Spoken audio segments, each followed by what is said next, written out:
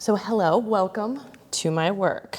Let me see if it's working. There. Whether you know it or not, you are an infinite being with endless ways to express your existence. I mean, that's a strange opener from someone like me, a food typographer, but I am delighted to take you along on this journey that is both too short and just the right amount of time. The path is bitter and sweet, and yet so delicious from here. Firstly, hello, I'm Danielle Duncan. You may know me by my work under Evans. That's a whole different discussion. I am from the US, I'm from Columbus, Ohio, and if you've heard of Columbus, Ohio, it's really close to that place where they're apparently eating the dogs, they're eating the cats, they're eating the pets. However, this is the first time I get to say that I live in Paris. I have lived in Paris for 2 years. It has been a wonderful, devastating, heartbreaking experience, and I cry on bridges sometimes. It's very melancholique. My studio is called Marmalade Bleue, and it has been finding the beauty in everyday objects and uncovering their subliminal messages for over 14 years. I would like it to be known that this studio name began as a shower thought. I was interested in a word before I actually built my line of work. Marmalade, which in the States is quite uncommon, quirky, unusual, tangy. And I thought it would fit so beautifully if I had one other syllable to round it out, so I chose blue in the French feminine. And it was truly my dream to be working across global markets, specifically in the Francophone. This decision wrote my future. This work developed out of many things for me. I grew up in lower class Midwest. We did not have vacations or glorious nature or beautiful historic buildings or lavish gifts to celebrate and pass the time. Instead, we had food and we had a diverse blue-collar industrial city. Food was our gateway to learning about each other. And for me, I spent years of my life decorating cookies, cakes, and presenting those instead of book reports at my school because some people needed to eat, and this way we didn't have to listen to a presentation. All of these things were basically part of how I grew up, and my future was decided 20 years prior. At 6 years old, I decided I was a professional snack collector. I don't know how untrue that could be. So it's so clear. That's exactly what happened. I gave myself my title. I am a food typographer, a professional snack collector. In short, my education is in illustration. Everything that you're seeing here is done by hand and it's done by eye. There are no stencils, there are no guides, there is no software. This is strictly my communication with the objects I'm given and the world at large. I'm also a creative director, both the creative team and the on-camera talent, and when a project is too big, I bring other people on to help me. I've evolved into an animator. In my experience, motion is time exerted upon a two-dimensional picture, and this creates warp and speed. Again, all of which is done by eye because I don't know how the software works, so that's simply it. I am a builder of worlds. And I'm also a destroyer of many. To me, the creative process is one of polarity, of death and rebirth, of beginning and end, of internal ideas externally realized for other people. It's about my identity, and it's about our collective awareness and acceptance of the world. Both extremes are important, and while this looks like polarity, there's a gray world of nuance from which I'm making these choices. We all are. I'm a poet. I coax the bittersweet histories from our everyday objects, and I make them a little more extraordinary than I found them. At least I hope so. This is a poem made entirely out of chocolate about the Russo-Ukrainian War. I am a writer. I have published over 20 written articles for various design magazines on the intersection of design thinking and everyday life, because I believe design is a system, and when the system works correctly, it should enhance the quality of whatever it's touching. So therefore, I've written about racism, pandemic life, online harassment, IP, mental health, and historical figures. I am that person who took speech classes for fun. I could never have told you I would be doing this as part of my career, and I love every second of it. I love connecting with new people. I would never call myself a stylist, but my job involves the skill to make everything look its best, its most radiant, its most luscious. I am a tinkerer. I hope that is running. Nope. There we go. Ha. I'm a tinkerer and a food scientist. I'm a videographer and a retoucher. I am a magician to some effect. And really, as much as I've given myself a title, it is an observed title, because even putting a label on it does not properly contain me. In what has become the greatest irony, none of these words contain who I am. I'm also a professor at Intuit Lab in Paris. I began as an international guest in 2023. I taught typography, English through cultural lenses, and digital experiences to levels B1 and B2 with some master's courses peppered in. There we go. And the kids love this. They love having their brains stretched. But we cover all kinds of type. We cover the history, we cover the future, we cover the context. The context of all of these things is extremely important, as it turns out. I like to think of myself as a fearless explorer. I see the future, which many people find cold and scary and austere. And it is my job to envision an equitable reality, one that everyone is welcome in, one that is progressive and human. Essentially, I make the future palatable. But how did I get here? Essentially, I am words. Like you, I am composed of the words that were spoken over me.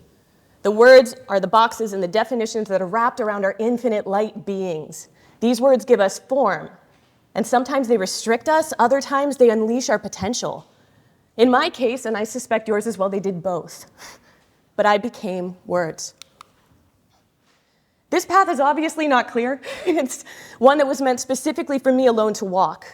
I was languishing during a recession, broke, in debt, and working at the mall with a college degree. It was devastating. And I told an educator friend of mine that good design was like a cup of coffee. It was not about consuming a beverage. It was about having an experience, a multi-sensory one. And I wanted to offer this to other people, but I didn't know how to do it. And she, being a literal person, said, "Why don't you make something out of coffee?" And this was the first of many projects which became a foreshadowing. Back when Twitter was worth anything, Target put out a tweet looking for lettering artists. And for the first time in my life, I felt that I could contribute something. So I added my name to a 300-person list and had a phone call 15 minutes later. And this changed my life. I loved crafting something, making it friendly and warm, and really just imbuing life into this food stuff. My name is Danielle Evans, and I'm a letterer. I decided to start lettering with food because I realized good design used a multi-sensory experience to convey messages. When I throw something down on the cutting board, it piles up and I see the Bezier curve in it, and so I just start moving things and working. I feel like the medium is really pushing what direction I'm moving, and I'm just kind of being subservient to it. Having it all over the place, getting it on my clothes. I mean, it's fun to just get into something with your hands and make something beautiful happen. There's something really exciting about working really hard on something and just obliterating it at the end. It's so much fun. Whatever you've done, it's not permanent. You can constantly make something better. You have the ability to try new things and be an individual. I've deeply enjoyed partnering with Target. It's been a great journey. Imperfection's cool. It's handmade.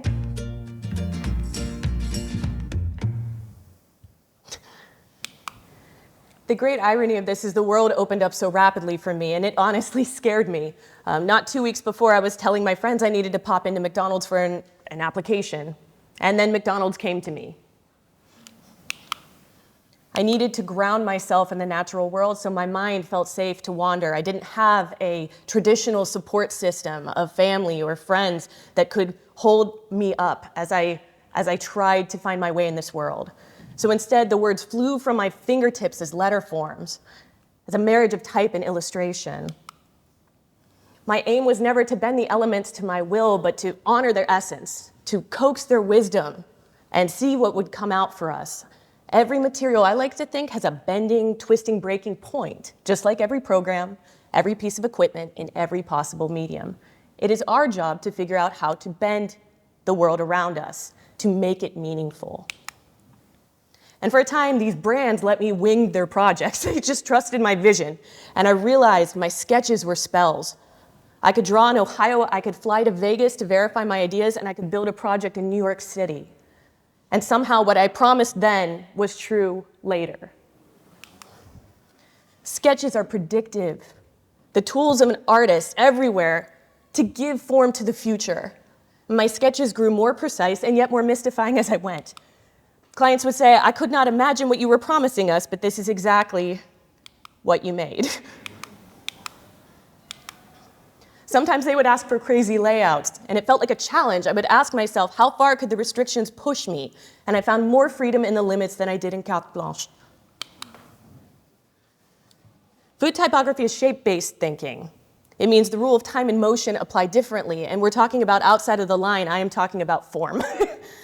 Of course, the traditional design rules apply, the thick to thin application, triangulation of color, and use of depth. But these forces are literal, and they're a hell of a lot more fun. I don't know why this slide is here, I can never figure it out. Anyway. But the process changed with every project, and I learned to rely on concept. Concept was the essence, the red thread, as they say in French. The concept is my fingerprint, one that I would lay down and pick up over and over again. And eventually, the process became variation on a theme. How many emotions could I evoke from the same material? How many voices? When we talk about typography, we are talking about visualized voice. Every serif, every italic, it conveys a different voice, a different sound. And if we are making our impression correctly, we are calling back to a time, a place, a future, a when and a where at all times. There was a point in my career where I felt super triumphant. I was just flying. I was silly. I was bending reality. Those are little cookies. I like to think that action is the sketching of our everyday lives. Everyone is capable of this in this room.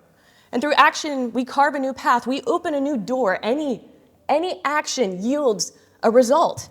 Of any size, it doesn't matter. On client sets, on sketching, we could set projects on fire with life. This was again for McDonald's. We were trying to find a way to hype up this, give it some sort of energy. And then I passed a board over top of the reflective surface and it gave us a reflection. I mean, this would make for a great time lapse once the piece is finished. And it was fire. I am everything. In short, like you, I am everything that has ever happened to me. I'm a collection of experiences just like you are. You are a different collection of experiences, and somehow we have an overlap together. Some of these things were compounded, some of them unfolded mercilessly, and some of them were so soft, sweet, and glorious, I wish they could last forever. Some of them have forced me to grow with a relentless and just overwhelming desire to push forward. All of these things have totaled into the person standing in front of you today.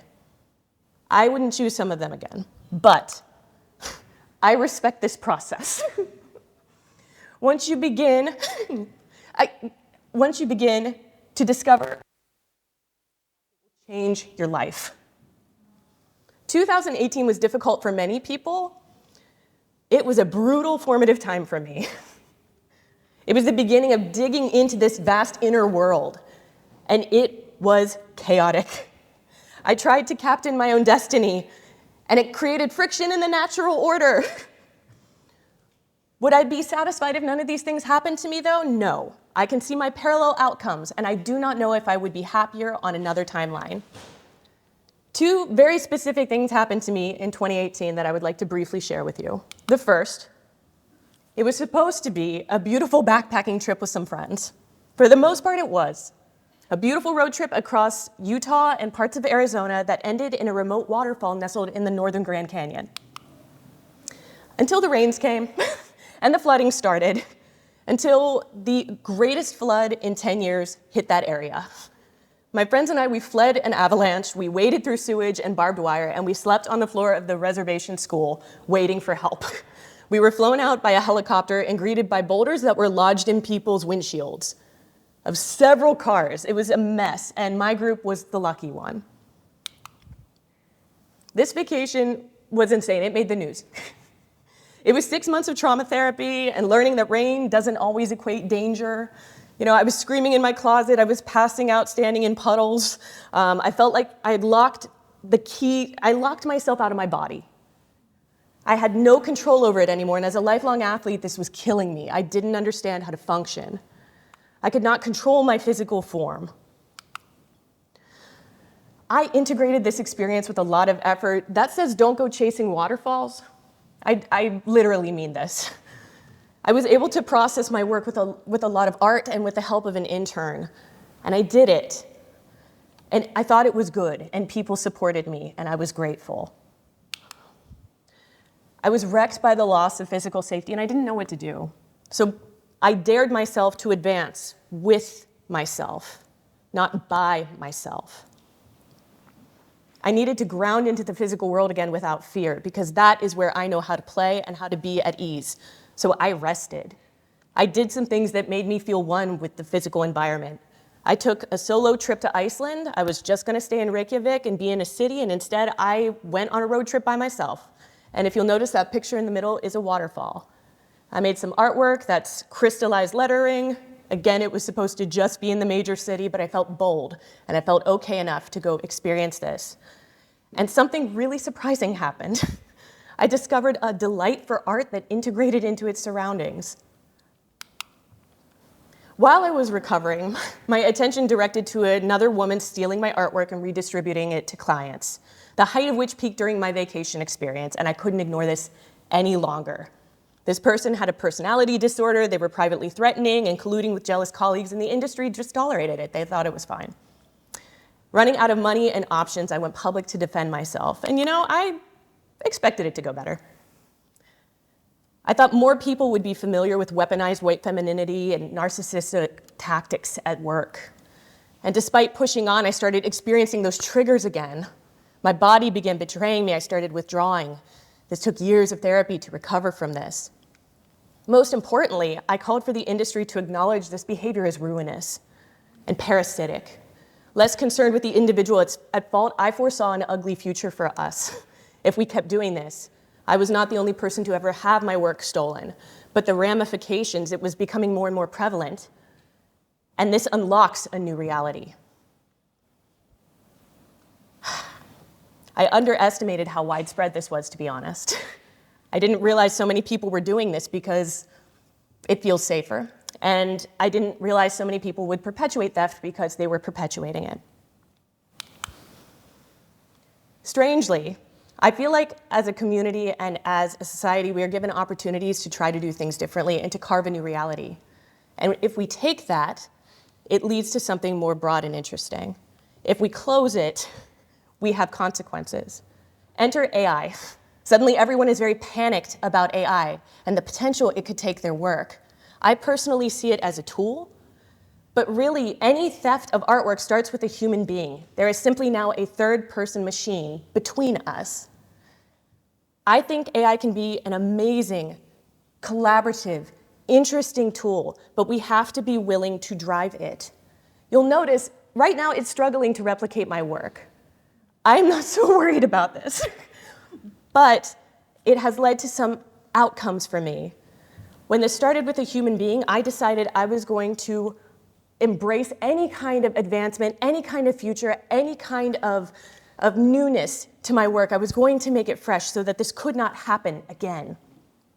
I was steered somewhat reluctantly at first, but then very enthusiastically towards the future. There was a second outcome to this. I connected the dots between my work experience and the historic context of whiteness. I built, I wrote, I spoke on this any chance I could. I tried to harness my artwork to create equity with people or help someone else in the trenches feel seen. I craved work that mattered on a social level. Suddenly a question bubbled up for me. What if I centered ideas and people that were usually at tech's mercy so that there could be a different outcome, you know? I began asking myself how the rest of the world could receive my art as well. I have been working globally, but I was fatigued by the autocentric US perspective. So I began to dream bigger than a tabletop. It started very literally. I was asked to create a mural for South by Southwest, and with approximately 2 semesters of a failed interior design course, I decided to build an edible mural. It was unprecedented, and I was unfortunately too quiet. I was still not feeling well, and I didn't feel worthy of the attention, to be honest. But it was deliriously cool to see people interacting with my work in this way. They could see it at a distance, they could approach it very closely, and even people that were interacting with the files, they loved what they saw, and I hungered for more of this interactivity. My work was existing in closed studios and in places in my home, so that I was the only one benefiting from the freshness, the suppleness, the smells, the textures. So enter 2020, everybody is locked in their houses, everybody is having a hard time. I decided to start playing with augmented reality because I saw a future path. It was narrow, but I saw it. Tech was clunky, but I knew there was a way to bridge the physical and digital worlds. My work has always relied on the vehicle of tech to bring it to other people.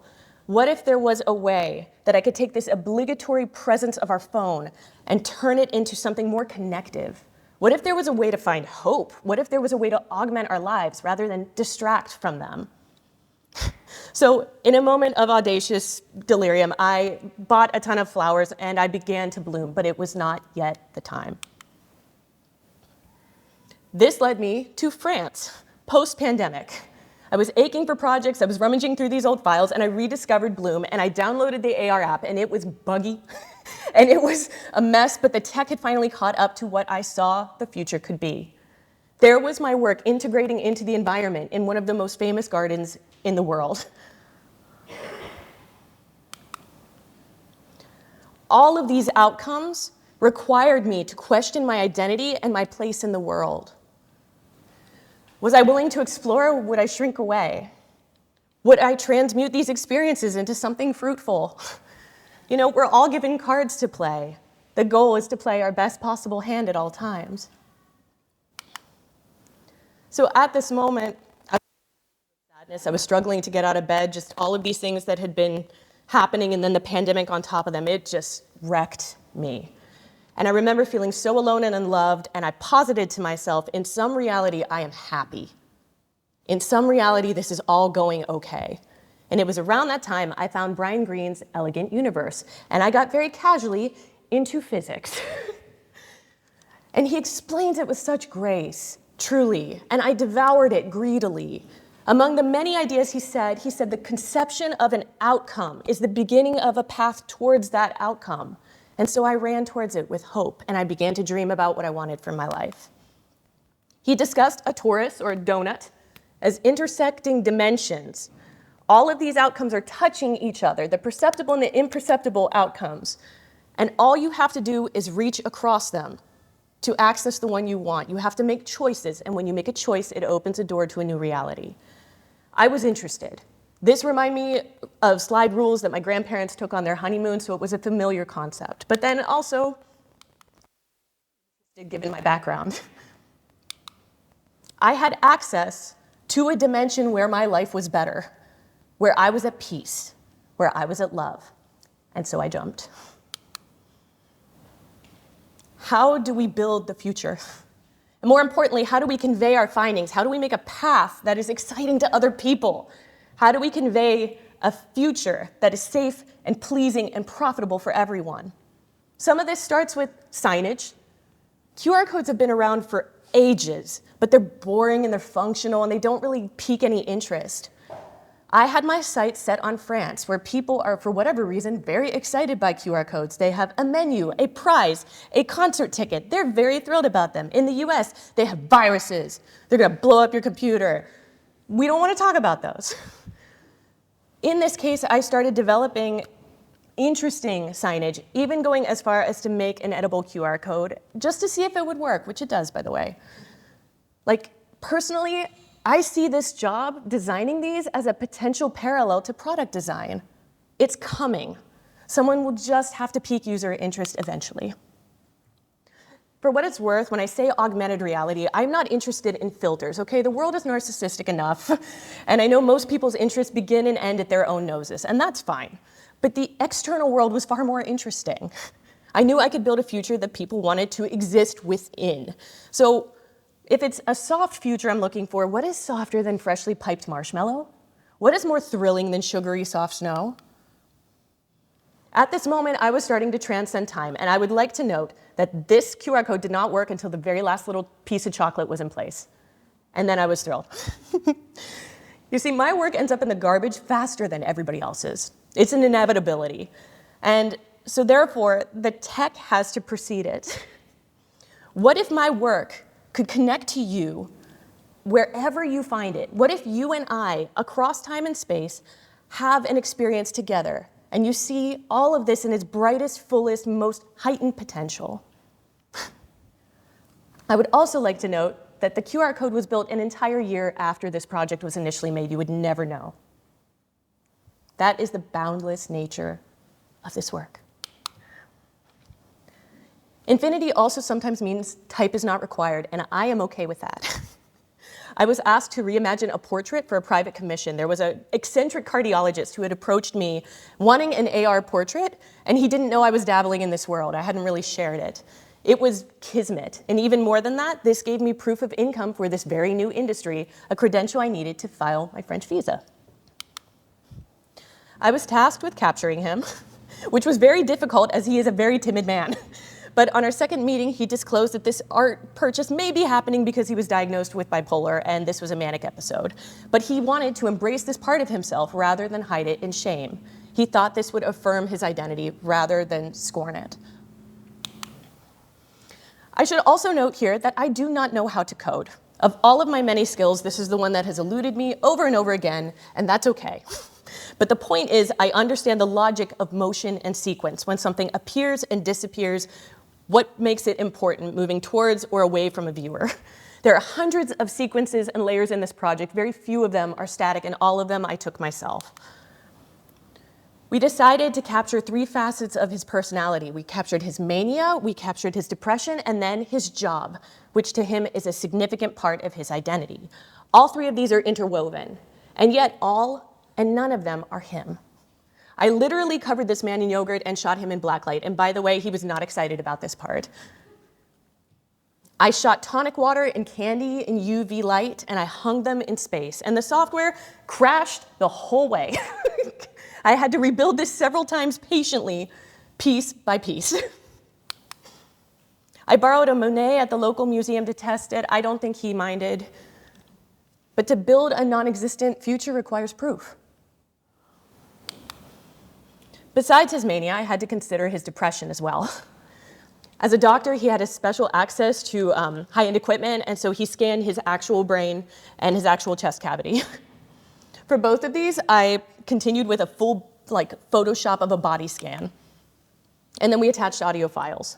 Now again, pardon me, I must admit the future isn't perfect.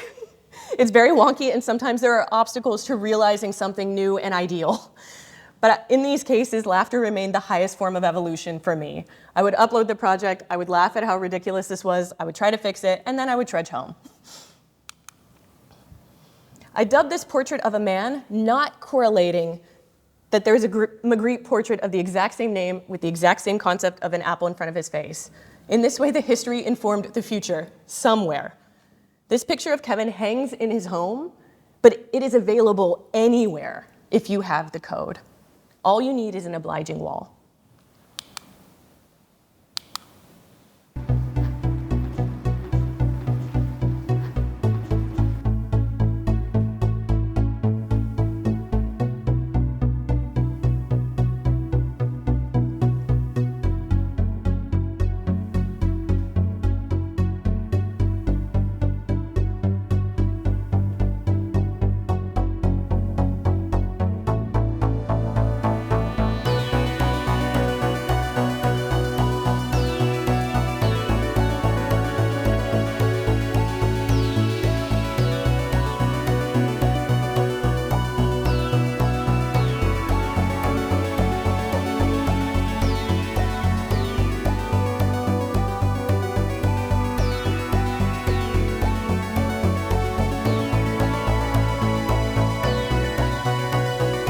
I'm a driver, I'm a winner. Things are gonna change. I can feel it.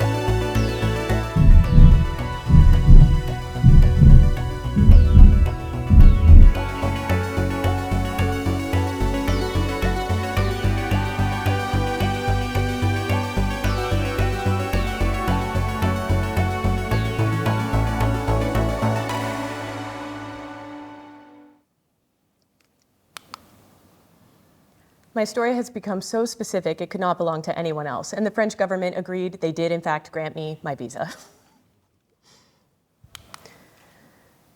So at the bleeding edge of technology, my ethics and my standards My ethics and my standards can set the tone for other people as they enter. And at a tense time in history, this trans project honors several of my friends on various stages of their journeys. This is one of 40 mixed reality pieces in a Web3 fundraiser for Outright International, and I was the only ally invited. I was very honored by this. I'm coming up on the end of time, so I will not play through the video of it, but trust the unfolding of your heart, essentially. I told you this is what love looked like. Trusting the process, even, etc. So the timing of my US departure wasn't insane enough. I also landed a week-long artist residency in Nashville. So I picked up my home, I sold my things, and very casually planned an augmented reality solo exhibit in Nashville. The important thing was to make the show accessible, even if the technology didn't work on everyone's phones. And so every QR code had a corresponding video, a how-to, playing across the gallery. And wildly enough, it worked. It worked beautifully.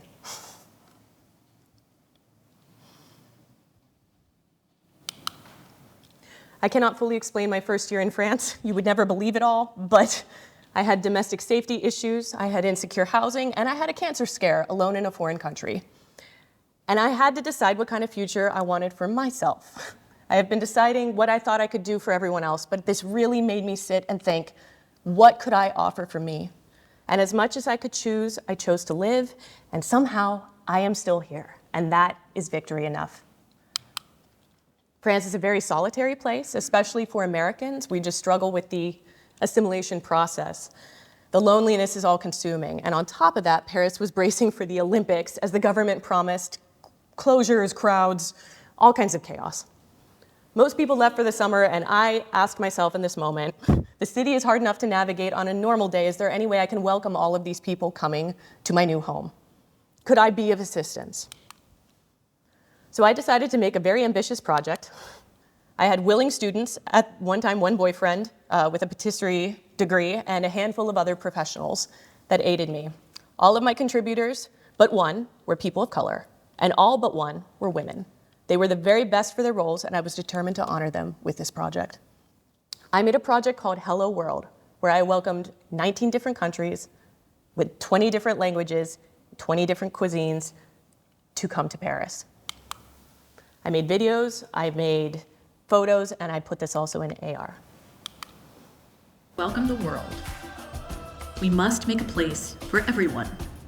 Some will receive fanfare, for others, a taste of glory, and for a few honored guests, a seat at the table.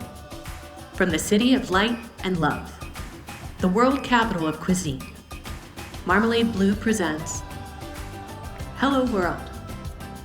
Welcome to Paris. It was an incredible task. It took me 2 months, and I made everything you see in front of you. I also ate everything you see in front of you. You'll notice there are many countries missing, including mine, yours, most of the larger English-speaking ones. I chose small ones that don't get much attention or accolade, but have rich traditions around language and culture.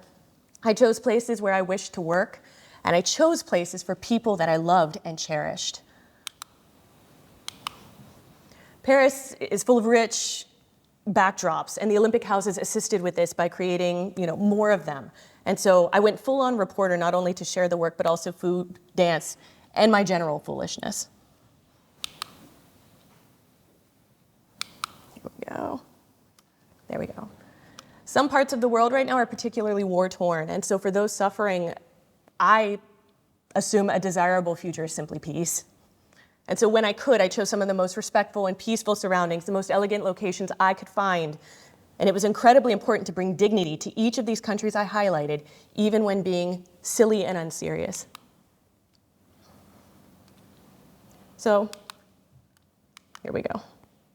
Oh, that video isn't working.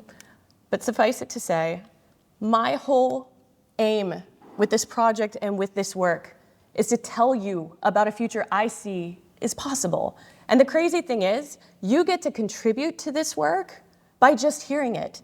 Sometimes we create and put energy towards a different future by passively observing it and agreeing that yes, it could be possible. Your awareness, your input creates a potential path forward, one that is stronger than ever.